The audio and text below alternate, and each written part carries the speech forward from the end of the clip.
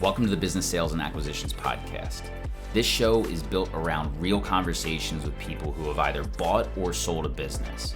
In each episode, we go into what really happened, what was harder than expected, and ultimately what that person would do if they had to do it all over again.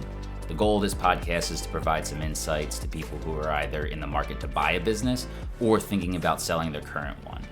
With that being said, let's get into today's episode. Great. Well, welcome back to the Business Sales and Acquisitions Podcast. Today I have Ray Felix, who owned the Paul Davis of Montgomery County, Pennsylvania, a few years back, here to tell us the story about that business and then the exit. But thanks for coming on, Ray. Appreciate it. Dylan, thanks for having me. I'm looking forward to it. Yeah, definitely. So just to get started, can you kind of give a little background, kind of tell us the story, how you got into the franchise, how did you decide on it, and what was it like operating the business? Sure. Well, I guess we're talking about 27 years ago now. I was working for a data management company, and we were doing emergency backups. It was a company called Arcus Data Security, and I was pushing 30, and I wanted to sort of get into my own business, but I knew that I needed a recipe. I needed a fixed model that could sort of help and guide me through a business startup. I just didn't think I was smart enough to sort of start something from scratch. So I started looking at different models, and I saw Paul Davis Restoration, which was the insurance restoration sector that had a lot of emergency components, and I thought it was a good fit, because I had some construction background. Yeah. And that's before they did any of the emergency water cleanup or anything like that. That sort of happened while I was in that franchise after about 2 or 3 years. Okay. That they put more of an emphasis on that side of the business.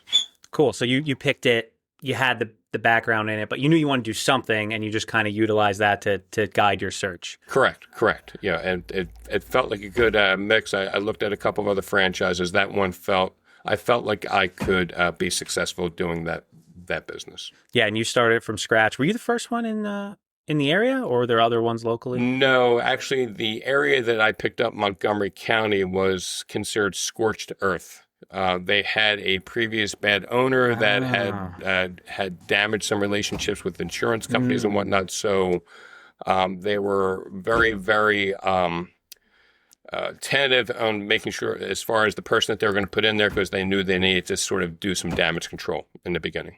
Yeah. So, and I've always been pretty good at that piece of business, the business development and, the PR piece. So I was able to get in there and sort of mend some fences and inject a good bit of business very quickly. Yeah, and I mean, you ran it for 10 years? I think 1999 and 1999 until midway through 2009, I put it up for sale, and then by 2010, I was on to my next adventure. Cool. Yeah.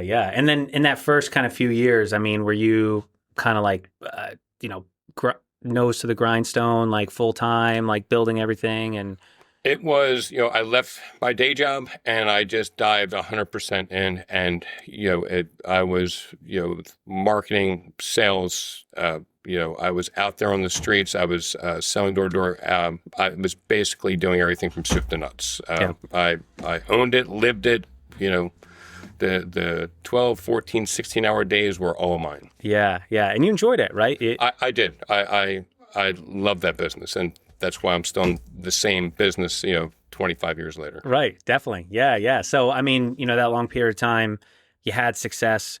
When did you always think from the beginning about the exit, or when did it kind of start entering your mind? Was it all the way at the end? Was it in the middle? Was it periodically? When did it kind of, come up? To be honest with you, I never thought about an exit until, I had some financial emergencies that hit, and I started losing money on a regular basis due to collections. I had one large job in particular that I got beat on for in excess of $360,000, and I was just not a big enough operator and didn't have the cash flow to sort of manage my way through that. So I kept on tapping into my personal savings and retirement account until I got to the point where I'm just like, enough is enough. We need to evaluate, see where we are, and what does an exit strategy look like at this time? Gotcha. So was it like it was the financial burnout, but was there emotional burnout too? Oh, yeah. Let me tell you, when you dump that much of your heart and soul into this and you're living it, for 24 hours a day, the emotional component and the emotional stress and damage was the hardest. The financial stuff, look, if you're young enough and you work hard enough, you'll get past it. It took me, from the moment I sold it, it took me 2-3 years to sort of heal from, what I did, because, you go through the failure syndrome. Are you ever going to be good enough? It was very, very difficult. Yeah, no, I mean, I understand that. Obviously, we had a business that, didn't exit the way exactly we wanted to. And I know I agree with you. I think the emotional side might be at least twice as hard to get over as just the financial aspect of it. Yeah, that makes sense. And, when you decided to sell, you didn't use a broker, or you did use a broker? I didn't use a broker. Okay. And it's funny, when you go back, and it's much like if I was this many years old and I could go back and do it all over again, yep, I would have used the broker. I sold it to a neighboring franchise who was a friend of mine. I did no due diligence. I just liked this gentleman. We had a good relationship. I didn't check out and see, if he was funded enough to truly pay for it, because, he gave me a down payment and then we had a 5-year note.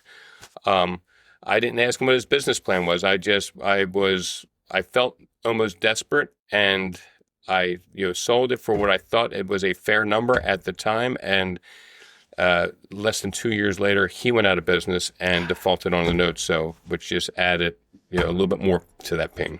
Yeah, definitely. No, that makes sense. Yeah. So it was definitely, I don't want to use the word fire sale, but you kind of had that emotional fire sale where you were already done. And, looking back, do you think if you would have, I mean, I know it's easy to say in hindsight, but if someone was in a similar position, do you think you could have done some things to ride it out for another couple years and then sold it for a different outcome? Or, as you work in different systems, and I've been in the business and I've been with 2 other major players, and as you think about business maturity, and I look at, I certainly could have probably wrote it out for another 2 or 3 years, could have limped by, cleaned some items up, found a broker, cleaned up my financials, and I probably could have got twice as much as what I sold it for. Yeah. I think the emotional side sort of, took over.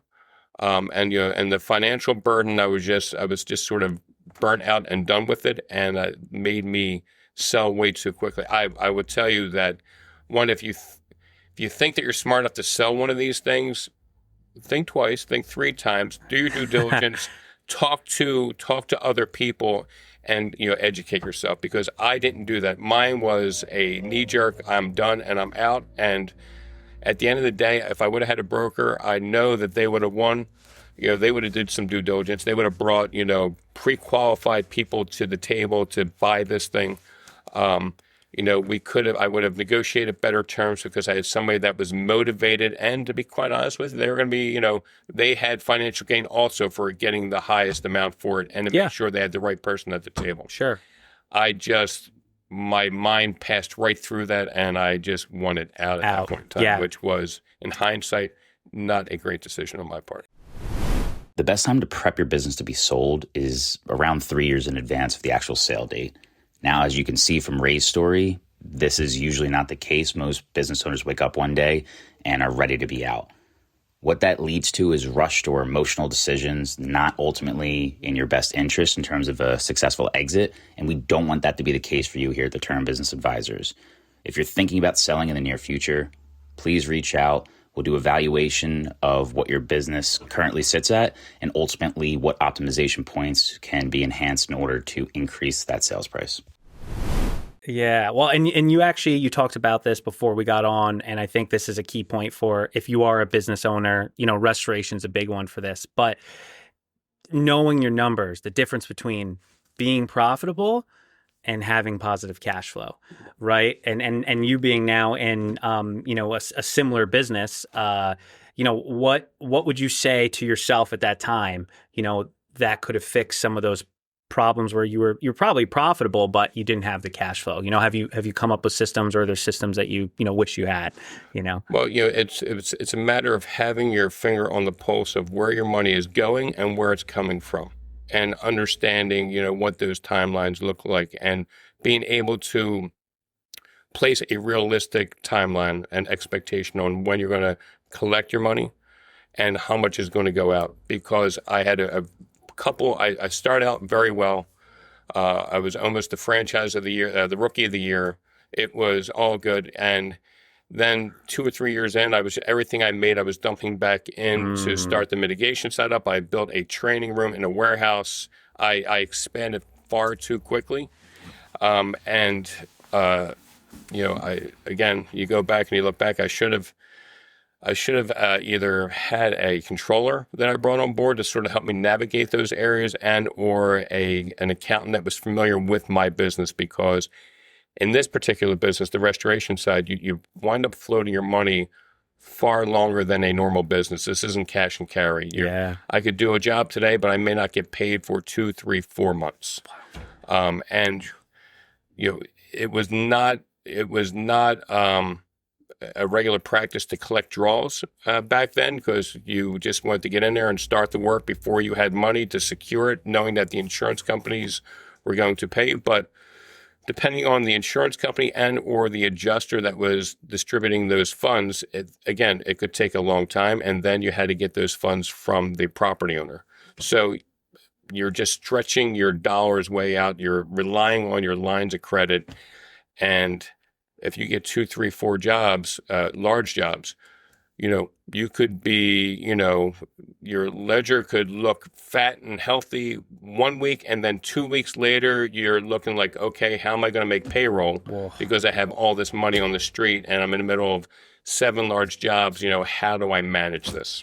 Right. Yeah. So it's really it's true on the sales side, but it's even true for business owners that have those cash flow issues to get in front of it early, is what you're saying.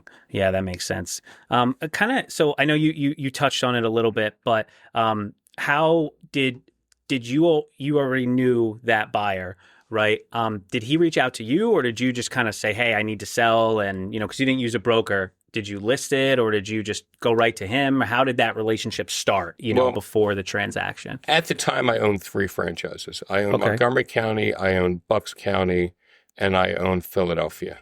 So I had picked up Bucks County as a chip, and they gave it to me at the time, I think, for $15,000, which was, because I was doing so well in Montgomery County. So they gave me that to see if I could develop it.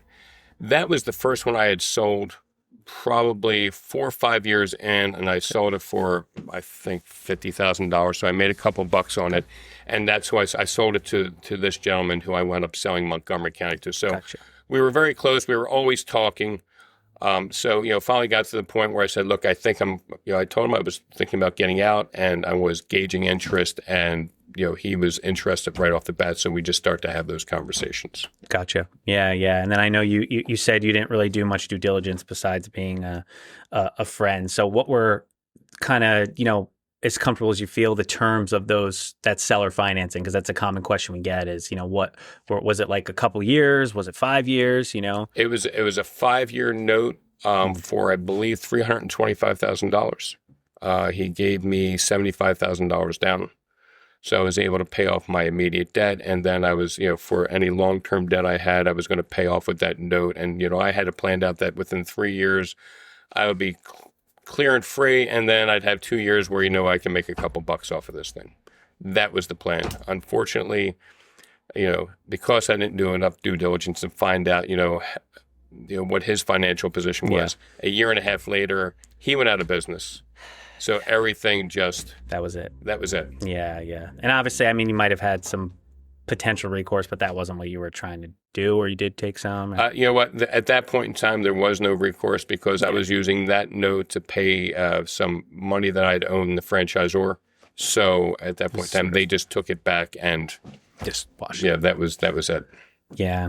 Gotcha. Now that makes sense. Did you stay on in the like after he, took over? Did you, I guess because him being a franchisee, maybe not so much. Did you stay on in the business at all, or this day he signed, did you get on to something else? So I sold it to him. I actually still had Philadelphia.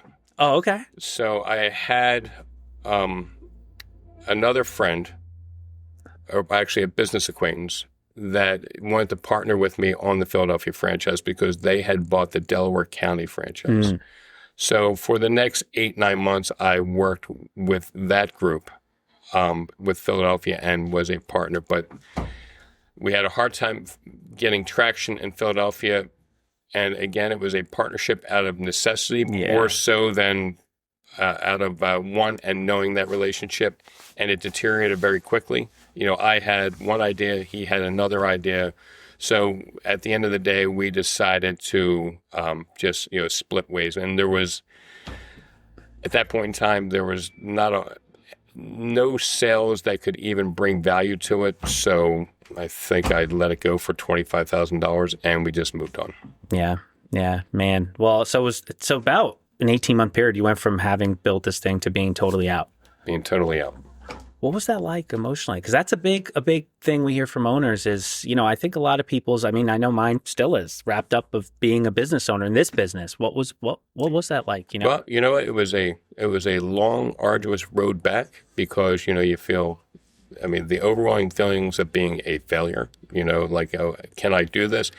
You think that everybody is staring at you saying like, oh, you buried that Paul Davis restoration business. And you get this syndrome where you think that everybody knows, everything that went down and every bad thing. And it was, the first year was really horrible. The second year, I was working as a public adjuster at the time because I had a non-compete with the franchisor. So I wanted to honor that.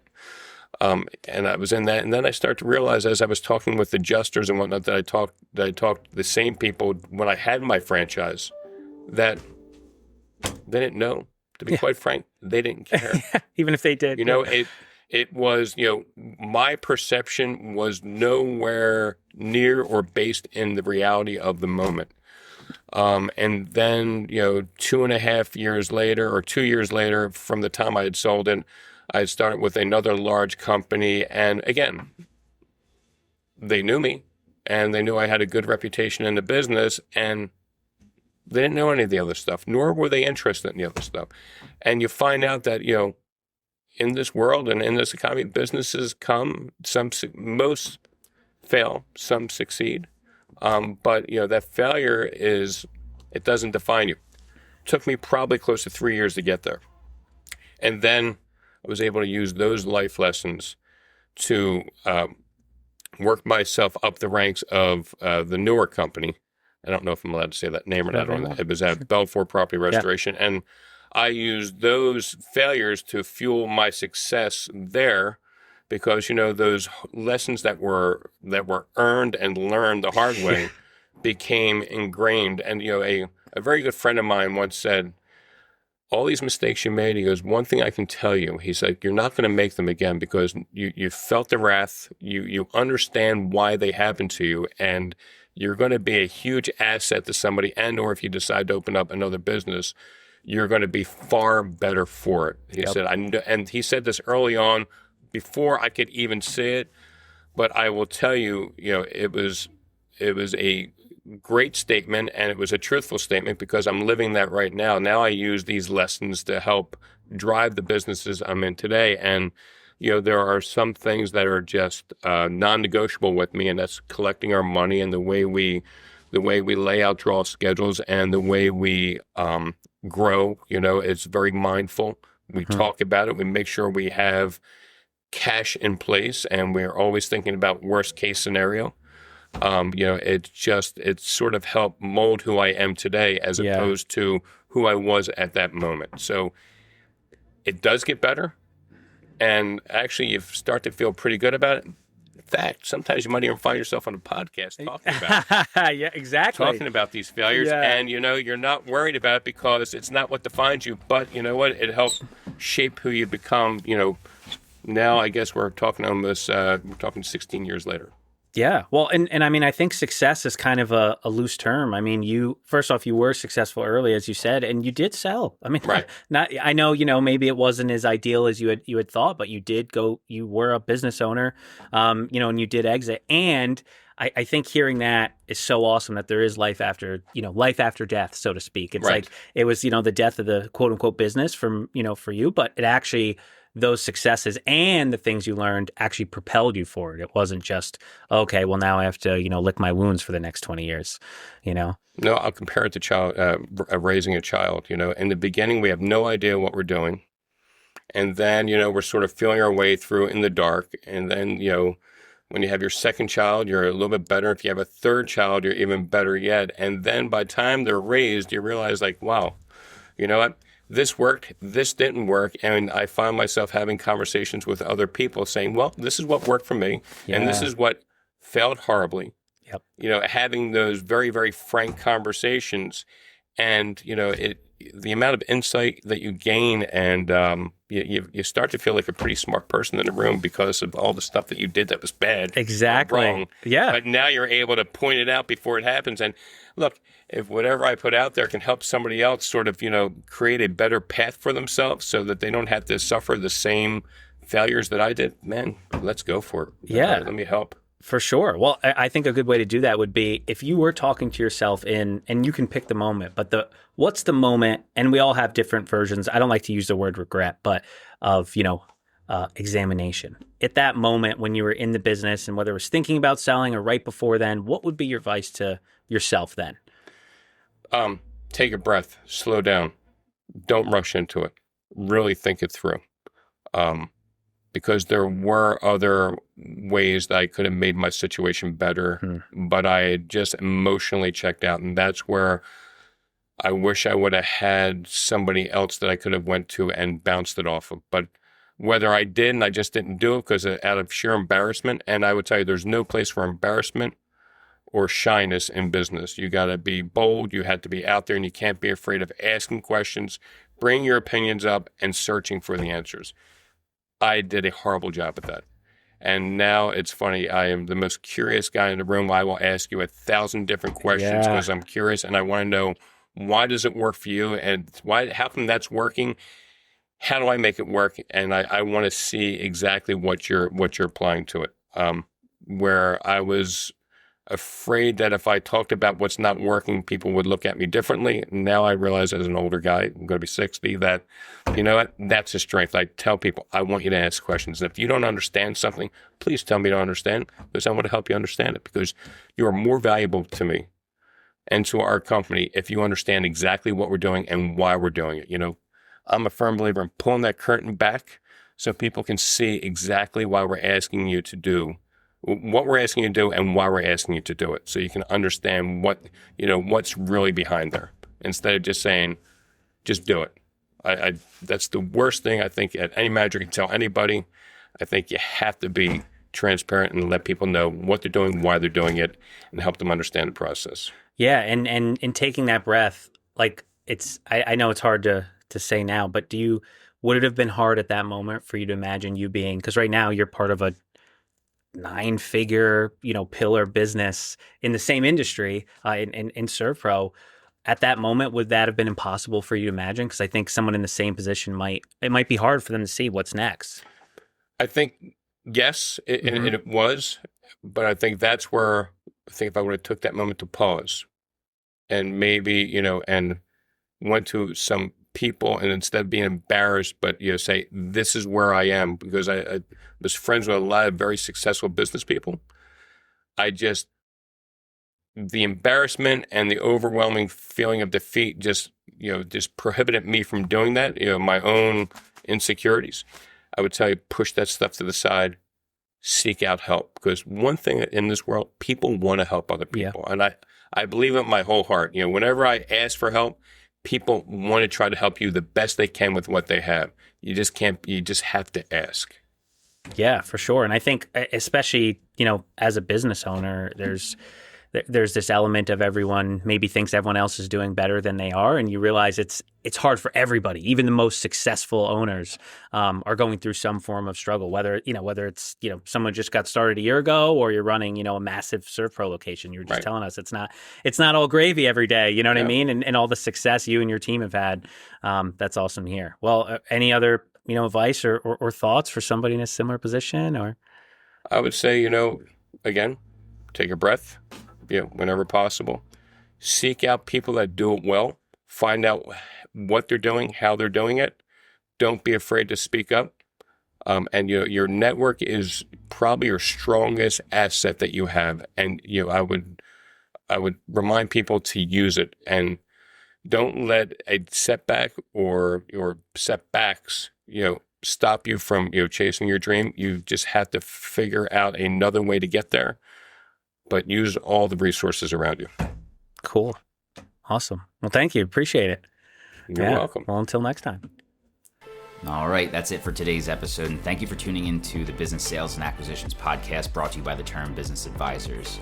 As you're listening to this show, if you can think about anybody who is either in the market to buy a business or considering a sale, feel free to share this episode with them if you think it will help.